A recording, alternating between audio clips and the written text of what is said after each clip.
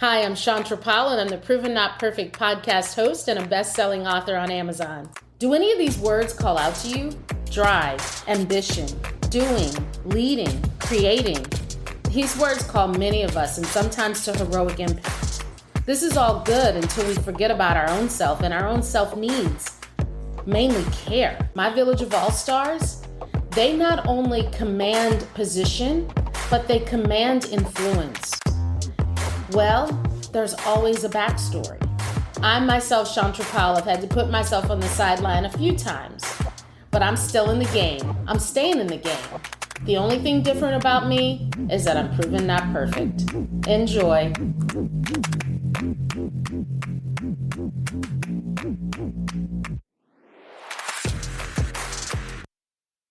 Hey, Proven Not Perfect. This is Chantra Powell, your podcast host.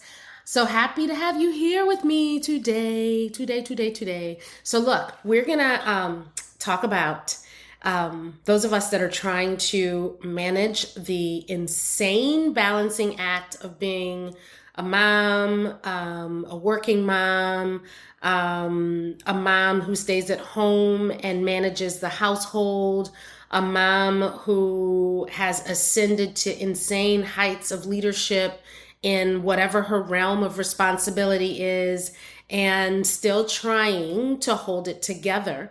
My guest, Deborah Porter, is pretty amazing. She's had her own story in this particular space, and I'm so proud of her because she is emerging as a leading voice, not only talking to moms, but also talking to corporations. And she's so generous with her wisdom. She's featured on wonderful TV shows, news stations, all the ones. You can look her up, Deborah Porter. I'm going to call her the ultimate mom coach, seriously. And I'm going to just stay in that realm of mom because that really is where all this lies. And I'm going to tell you too, this is so relevant, in particular for a group of my friends. So starting my career in New York with very driven, career-oriented women, and spending time in London with very driven, career-oriented women, I have noticed a bit of a theme. You had two types of us. You had the ones who immediately found their love, who had a complementary lane, and they could coexist and both continue on a journey to do great things together. No one having to give up career or whatever.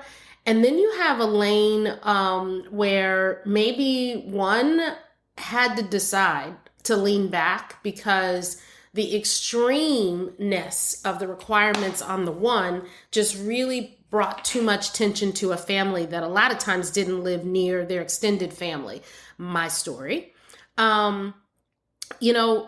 Sometimes it's the mom that falls back. Sometimes it's the dad that falls back. Shout out to Andre Powell, who held us down. But the point of the matter is, even when he fell back from his career, post of his second career, quite frankly, post his first exciting, wonderful, highly achieved career, I still felt all the things of wanting to be involved and engaged and all that stuff in my family, trying to do it all, trying to do the most, right?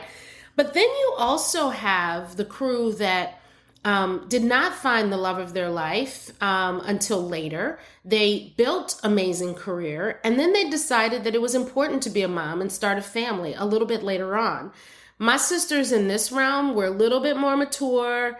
We know what it's like to live on both sides of the realm now, but we still need to remember how to stay independently sane with an independent brand for ourselves, with independent passion and interest for ourselves while we're doing it all so that we don't lose ourselves. Deborah says some things, y'all. She drops some knowledge. I think it's really, really pretty amazing. So anyway, if you are a mom, I'm telling you, whether you've been in the mom game for years, whether you have just gotten in the mom game later in life, it doesn't matter. This conversation will hopefully make you laugh, I hope they all do. But it will also get you thinking and inspire you for maybe what your next steps are in your own journey. Yeah, I don't know what I was thinking, but that's what I want to say. Here we go. Doing it all or not with my guest and dear friend, Deborah Porter. Hi, Deborah. How are you today? Girl, I'm doing good. I'm excited for this conversation. You know, you're just As a am light. I, lady. This is great. Super excited to be with you today. Yes, so I have to tell the people, Deborah is someone that's relatively new in my life, although I've been seeing you since COVID, right? That's right. That's exactly right. I think we finally were just like, Who what's your are name? you? Yes, yes. It was one of those COVID experiences where, we all found ourselves outside and walking and moving, and we happened to be on those same streets. So I'm really, really glad that post COVID, we made the space to really connect. And I get a chance to talk to you about some really interesting things. So we're going to go back and forth and all around, and we're just going to let it flow. But the thing that I wanted to start our conversation with is something that we talked about when we met. And that is this notion of doing it all, having it all as a driven, motivated woman. And the many dimensions and shapes that takes when we give ourselves these different titles and category, right? So there's mom, there's wife, there's sister, auntie, all the things. There's so many things, corporate interest, career interest, all the things, right? Yeah. And Yeah. I don't know who figured out how to do it all, but girl, the book that wrote me, Proven Not Perfect, was the acknowledgement that I can't. And So good. So good. when I said that to you the first time and you shared with me, oh my goodness, you actually have really spent some time thinking about that, and bringing forward the conversation and even bringing forward strategies. It's like, we have to talk. We have to. Yeah. My daughters have to hear this. So tell us a little bit about who's Deborah Porter and why does all of that resonate for you? So Deborah Porter is a reformed perfectionist. Girl. She is a woman who has always done things right. She's always played full out, and there's always been a great reward at the end. Mhm. But at the collision of work, life, and family, it just wasn't happening in the same way. Wow. And so, what I had to do was give up this whole idea of being super mom, right? Yes. This whole idea of having the perfect kid who goes to the perfect school. We live in the perfect house. I'm Mm. cooking the perfect meals. The weight of perfection Yes. really does rob us of our peace Where does it because come from? Where does it come from? I Let me think something comes from the idea that we could possibly be her. Mm. Right? Supermom, if we think of the term supermom, right, and where it came from, we know it came from Superman, right, who was a 1950s, character. But what we forget is that whole thing was a character. It was a costume. Wow. And what we've decided is, okay, that wasn't real, but somehow I'll make it real, Yeah. right? I'll make Supermom real. And it's killing us, not only figuratively, but really in reality. We've had I've had three girlfriends die of heart attacks in Jesus. the past 5 years, younger than me. Mm. I believe it. And it's the stress of it is wearing us out. So outwardly, we may look fine, Yes. but there's a book called The Body Keeps Score. And Mm. that is true. Mm-hmm. Our body wears the stress. It may not look like it, Mm-hmm. but your organs, the functioning of your physical body is going to carry the stress of it. That's And right. so at some point, you just have to decide, you know what? Not only am I not striving to be her, that's impossible. And I'm actually going to walk in the fact that I'm not her. It's Mm. not going to be perfect. And I'm good with it. And I Yeah. think we give other women permission to do the same thing when some of us step up and say that. I love that. We give other women the permission to do the same thing when we step up and say that, right? Absolutely. Um, does it come with a trade-off? So here's what I'm thinking. The statistics are telling us that there's an increasing rate of female graduates at all levels of education, on up to the top. We're killing the game. Statistics Mhm. will also tell us that, as far as women being shepherded into career oriented opportunities, the numbers are really increasing in our favor. Now, stats would also say that as they start cutting at the top, we don't seem to be emerging up there, right? And so Right. I suppose that's where I'd like to talk about what is it that drives all of us for the cattle call of this. And then we don't ring the bell because either we self-select ourselves out or we get cut in the process because we're caring for too much and can't, quite frankly, can't compete the same way, right? How Yeah. does that resonate for you as you think about the work that you have brought forward? I think part of it is, because here we are in July as we're recording this at the moment. It's the National Sandwich Generation Month. So we're not even just talking about raising kids. Many of us, if you're in your 40s, chances are not only are you caring for your kids, Yeah. but you've got your foot in on how your own parents are doing and how your own parents are aging and what kind of support may they need. And do I even know where their stuff is if something were to happen? Could I walk in their house, get to their papers, and know exactly what their plans are and what their wishes are? So it's just the weight of it is a lot. And so I think many times you'll find some women are a little gun shy Mhm. of the C-suite stuff, of the opportunities, of the possibility, because we've already been told and we've already been force fed, well, you're gonna have to take care of X, Y, and Z. Yeah. This is waiting for you too. So part of this is that the men in our lives have to begin speaking up. Wow. The men in our lives are going to have to start taking their full parental leave, whatever that looks like. This whole idea of maternity leave and the mother needing time with the child, Wow. both parents need time to bond with the child. And so it really is going to begin to speak volumes when men step into this whole idea of working parent, very flat footed, Mm, and making it very normal. You know what? I got pickup duty today. So I'm leaving at 3 today. mm, Or my name is on the emergency contact at school, yeah. not my wife, Yes. right? Let's just make that normal. Let's decide that why does mom's name have to be why is that? Mm, Right? So it's just the idea. And here's the other thing. Gen Z and millennials, they're not having it. See, mm, mm. they have understood the whole thing around mental health Yes. and their own wellness in ways that generations before us just kind of powered through and didn't give it the attention that it needed.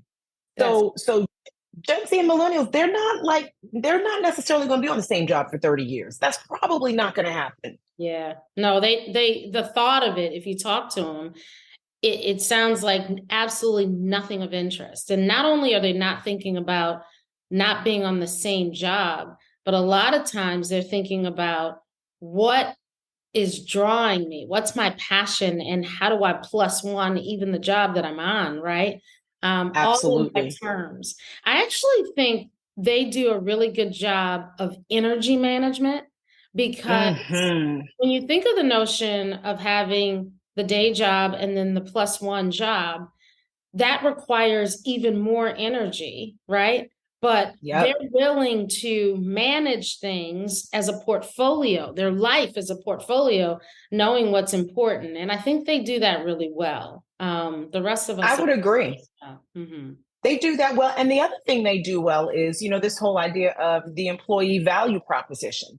Mm-hmm. Once upon a time, it was how do I make myself appealing to this employer?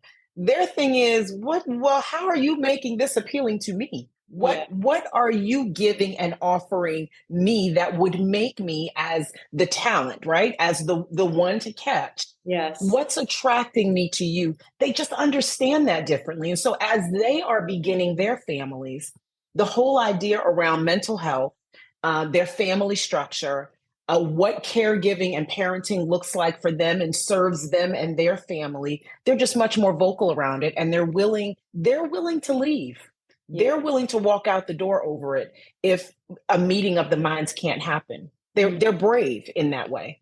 They really are brave. Wow. I actually think that that's a word that sort of underpins so much of this. It's bravery, right? Mm-hmm. Wow. So, okay. So were you always this wise? So take us back. Go back. Let's go back again, Deborah. So I know I interrupted you because you said something and I just didn't want to miss it. But were you always this brave? Tell us a little bit about your journey. Absolutely not. So I met my husband in college. We were college sweethearts. We're, young and working and having babies. And, it got to the place where, and this happens to a lot of women, it got to the place where the cost of childcare Girl, talk. was about what my salary was. Yes. The question became, is it worth it? Right? Mhm. Childcare is what your salary is. Is this, and my husband was completely up to you. I was a criminal investigator at the time, loved what I was doing. But I walked into daycare one day and one of our clients was there picking up their kid. Mm. And I just thought, with what we're dealing with and the cases that we deal with, Mm. I wasn't comfortable with clients knowing where my kids were. It's Yes. one thing to know where I work, where the office is, but to have access to where my kids are, for me, it was a game changer. Yeah. So I decided to come home. Hmm. I quit the job. I came home, and I remember that first week of being a stay-at-home mother. I sat on that bed. I was crying. My daughter was crying, and like we were all crying for all different reasons. Like everybody was because what did I just do? What is a stay-at-home mom? What am I supposed to do with myself? Yes. And so I quickly understood in that moment that it can't just be about being a mom because I'm still a woman. I'm still me. And these people are leaving our house at some point. So Wow. if I wrap everything that I do in motherhood, what happens when they leave? I don't want to be that woman screaming and crying at graduation, right? I don't want to be that lady dropping her kid off and she can't pull it together. Like, I need to Because she's still. seeing her whole invested life. Like, okay, what do I do? So Yeah. who am I, Yes. right? If that becomes the thing, Yeah. then who? Like you'll always be a mother, but you will not always be that day to day mothering, right? Kids won't need that all the time, and Mm. so for me, it became very important. So even in those moments, I had to carve out what was for me, and Mm. I think we forget that. I think that we forget we are worth still carving out. Like I'm still me. I'm still Deb. I still need what I need. I still need my moments away. I thrive and hear and grow in silence. That's impossible when you got three kids and a husband in the house. It's never silent. There's That's never quiet. mm-mm. But that means, every quarter for 3 days, I'm out. Like, here's what y'all need. Here are all the emergency phone numbers. But making sure that in all that you're doing, in all the needs for people that you're meeting, that you're not the one that's being neglected. Yes. That's the longevity of it, right? Oh my Mhm, God. mhm, So, all mhm. right. So if you are so bold and brave to make this call and to make this change, um, and you're intentional that you don't want to end up with everybody walking across stages, graduating, and you're sort of like, okay, what next? Mhm. How then did you lean in and cultivate what would be that hum that you had to keep going so that you had something when everybody was walking out the door? How did you do that? What are the strategies that somebody, who's listening to this is trying to pull it together? how can they keep some semblance of creativity, quite frankly, in space? Yeah, I think at the beginning of this, you have to always remember that no matter how much your people love you, they cannot read your mind. Wow.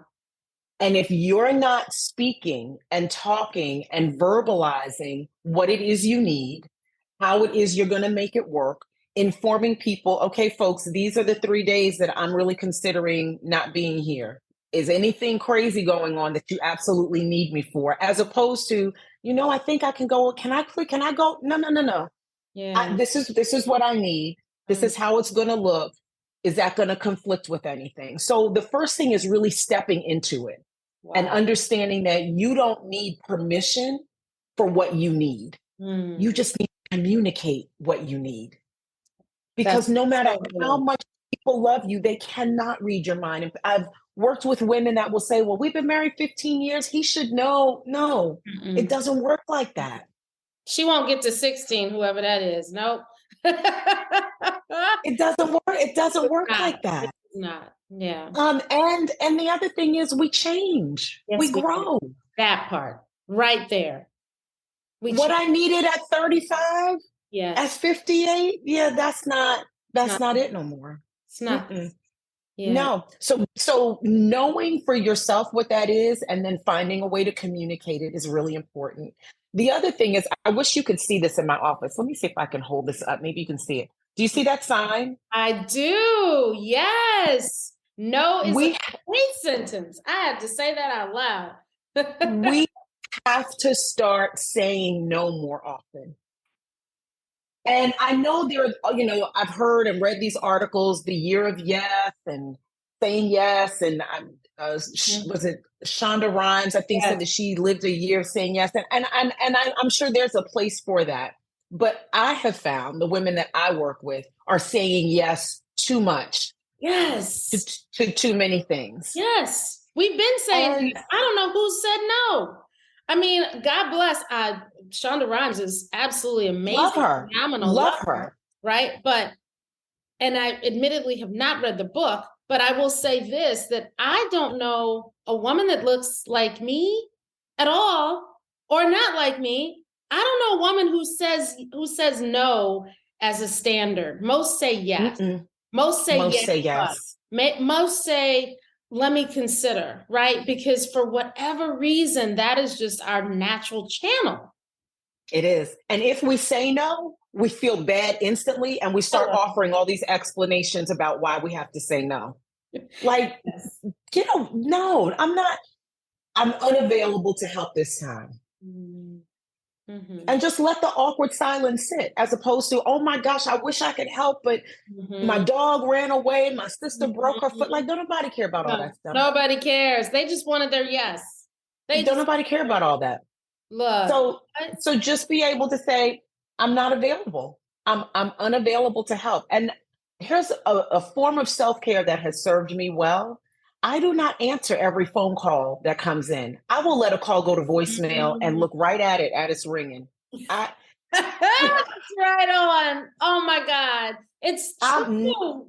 I Such a just need a minute. I Mhm. need a minute to see what you're out asking, to Mhm. take a minute to formulate my response, and then I'll call you back. But we're so Johnny on the spot. Or those phones make us feel like we just got to be on the spot and ready And at look, everything.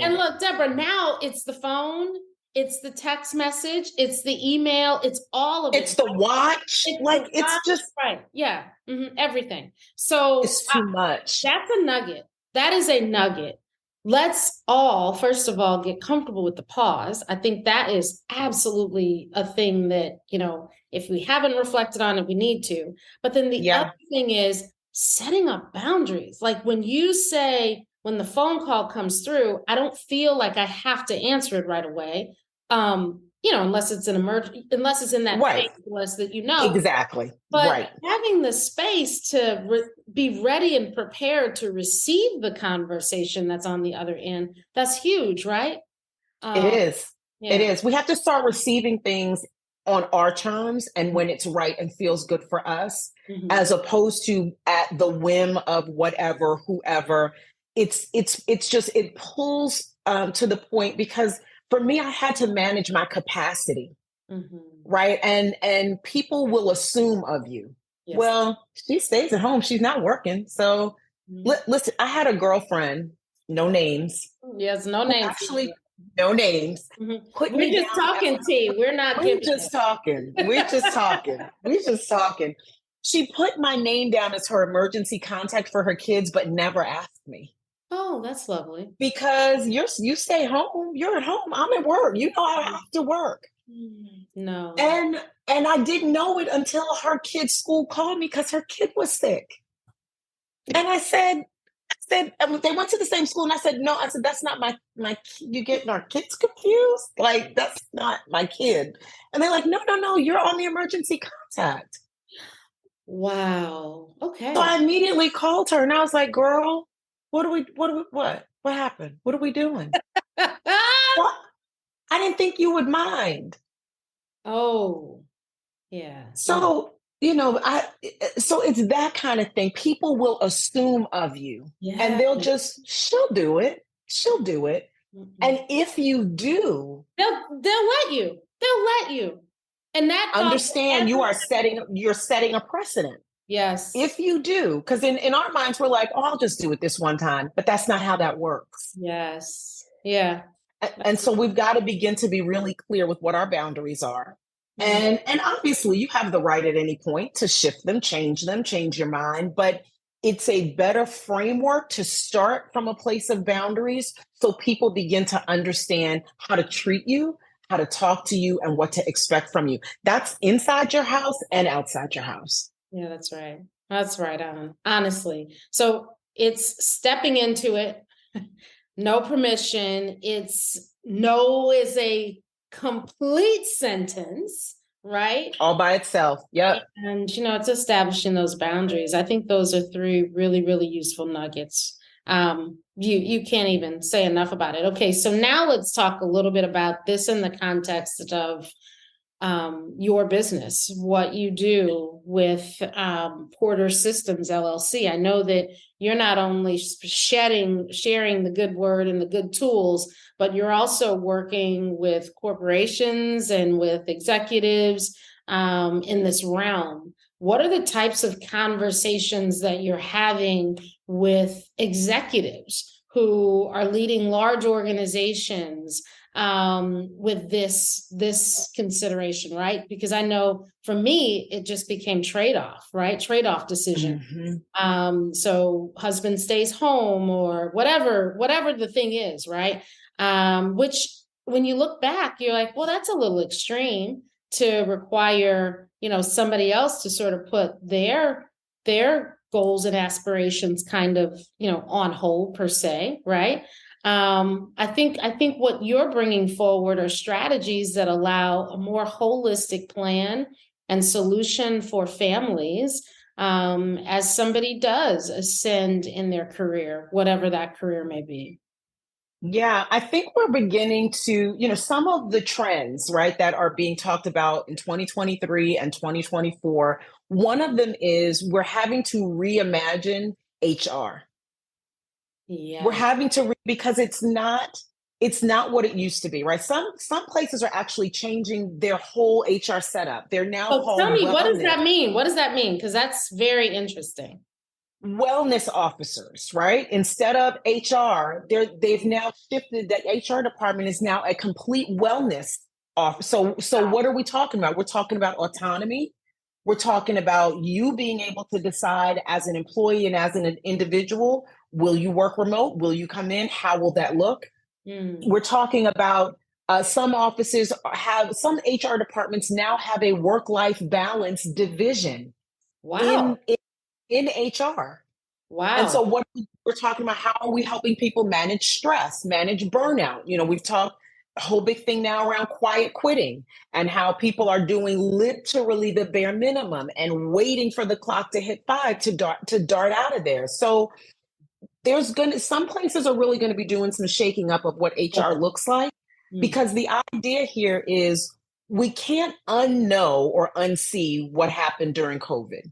Mm. And the way that at any given moment work, life, and family can collide. And Yes. so how are we setting up systems in a way that still allow people to thrive, to be able to get their job done, right? Working parents want to do their job. What they don't want is you telling me, well, it's back to office or it's back to work now. Well, what you think we've been doing? What do you mean back to work? What do you think we've been doing? The extremes. You know, it's interesting because I think that is probably the biggest thing. And I know you'll get more on the themes, but that's probably one of the biggest things as I talk to, you know, different associates about post-COVID.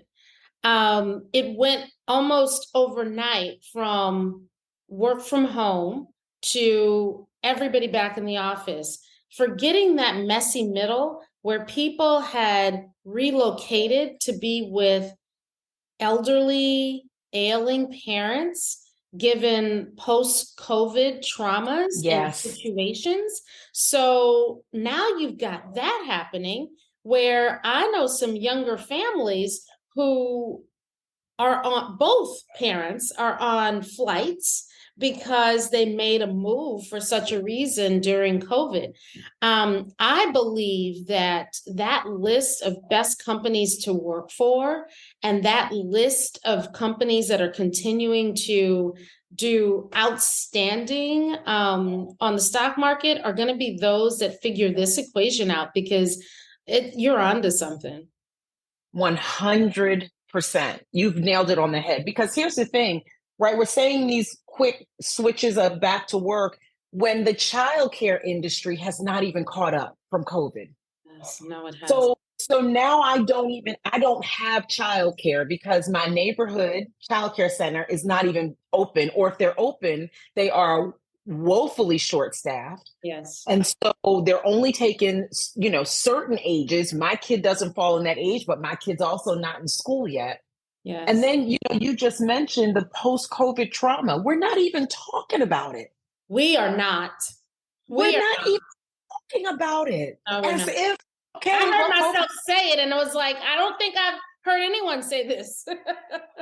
No one's talking about it as if there has not been trauma from what we've just experienced. So, the lists continue to go on and on where people are having to revisit their parental leave policies. Yeah. What does that look like? Why are we giving dads 2 weeks off?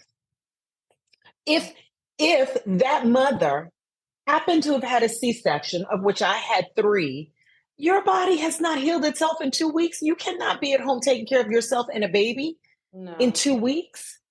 So we're having to reimagine and look at things differently. And I think one thing that, many of these employee resources groups were obviously in effect before COVID, but we have seen a bunch of them spring up since COVID. And employee resource groups are a great place for parents, working parents, whatever the ERG is for. It may be working parents, it may be African-American, it may be around LGBTQ, whatever it may be. What it provides is kind of this safe space. And so you're creating community at work. And people are looking for, how can I connect meaning to the work that I do? You mentioned it earlier, right? Gen Z and millennials, they're big on their passion. Yeah, they are. They're big on that.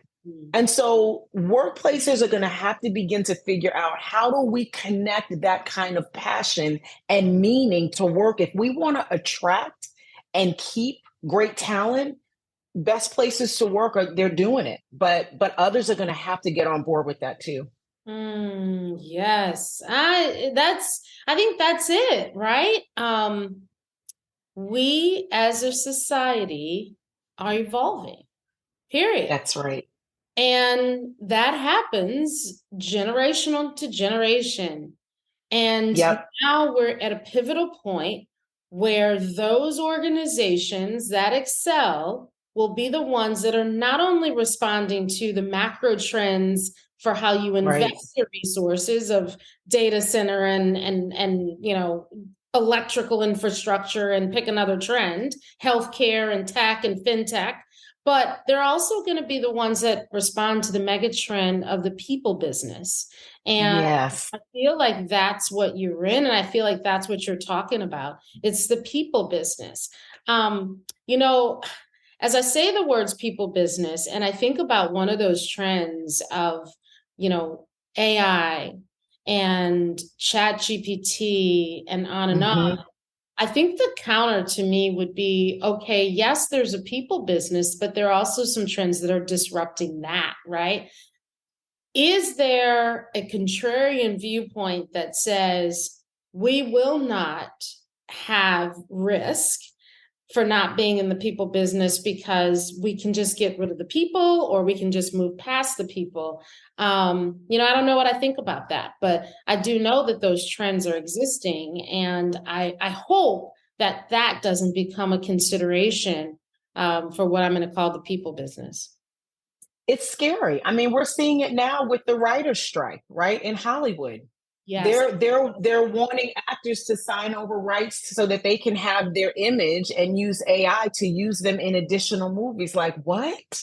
Yes, yes. No, so Talking it's tomorrow, scary. believe it or not, I'm talking tomorrow with two people that are on the front line and have been since the beginning, a Ah, writer and an actor. So stay tuned for that. But yes, I mean that's a perfect example, right? So what and happened? then again with DE&I, right? What we're seeing with DE&I leaders being either fired or quitting.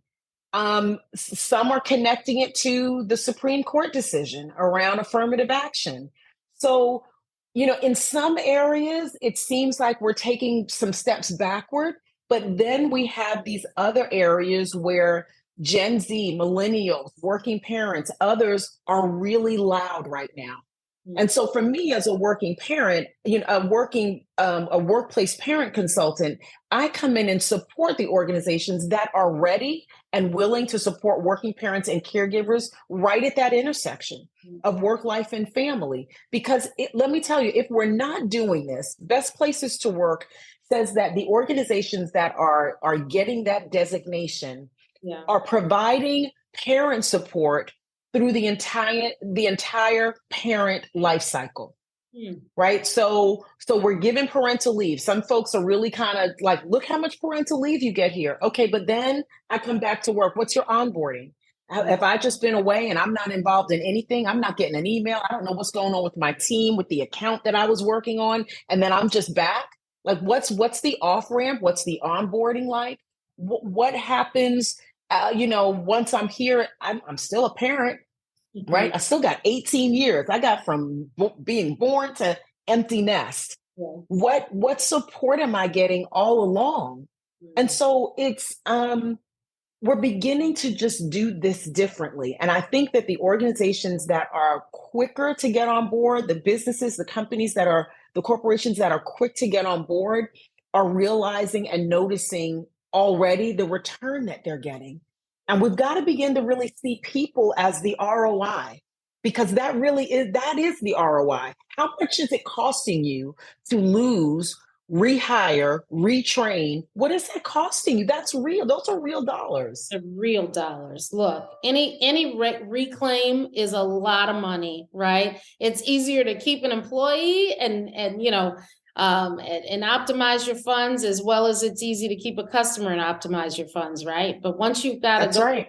it's at a premium. So wow, that's huge. So tell us, where can folks hear and learn more about what you're up to, what you're talking about, and where you're, quite frankly, bringing this conversation forward?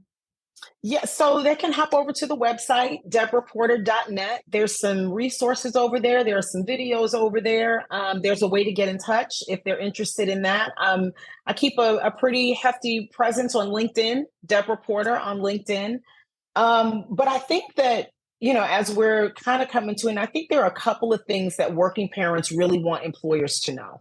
And I think they want them to know that they're committed to their jobs. Mm. I think they want them to know that they need the understanding of family obligations without being stigmatized, being, oh gosh, there she goes again, right? Oh, she's got another soccer game, like those kinds of comments. Yes. I think they want family friendly and family aware policies and benefits for the entire parent life cycle.